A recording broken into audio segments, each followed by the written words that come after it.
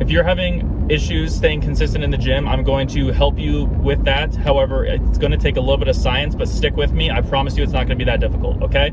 Newton's laws of motion states that an object will stay in motion unless acted upon by an equal or opposite force, right? Most people know that if they've taken, a high school science class. We're going to think of that object in motion as you with your habits, okay? And so the way to stop that habit, or you continuously doing the habit, is going to be by an equal or opposite force. What are those equal and opposite forces going to be?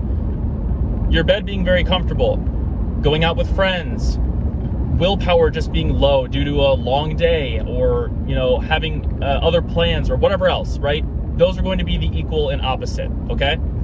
So what we need to do in order to continuously keep us on this path of motion is going to be to not let those things get us to a standstill. It's okay to buffer a little bit. It's okay to slow a little bit. So, maybe we miss one day, 1 week, 2 days the next week, 1 day the next week, and 1 day the next week. That's only 4 days that we miss the entire month. That's still pretty dang good. And so if we're an object in motion, sure, we got bumped a couple times to slow us down, but we stayed in motion that entire time, okay? What we don't want to do, again, is get to the point where we're completely standstill. We don't want to completely stop the habit.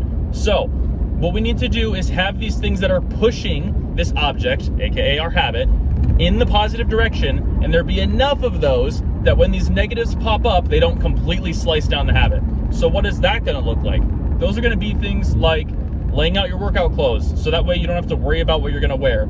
You having your pre-workout or your drink that you're going to have at the gym ready to go. Maybe having a workout buddy, because that's a big pusher in the right direction, because they're going to be like, man, why aren't you showing up, right?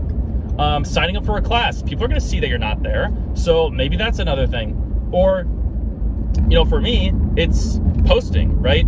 If I post that I'm going to the gym, or if I post about the gym and I'm not going, who's going to listen to me, right? So find something that is going to help you to push yourself continuously in motion, or find multiple things that are going to continuously push you in the right direction. And then these things that are going to be resistance against that, all we need to do is just not have them bring us completely to a standstill, because we have these positive habits in place. They're going to kind of counteract those negative ones. So maybe we, go fast and then slow, fast, slow, fast, slow, but we're still in motion the entire time. And that's what's important, okay? So again, we want to continuously stay in motion. We have to build positive habits that are going to help us in order to stay in motion, or build a routine that helps us stay in motion. And so when these negatives pop up, or these things that are going to counteract that motion, that's perfectly fine if we slow down a little bit, but we just don't want to stop the habit completely. And so you might be asking yourself, okay, well, what if the habit stops completely, or why don't we want to stop the habit completely? The reason we don't want to stop the habit completely is because then it's going to take a lot of extra momentum to keep it going, right?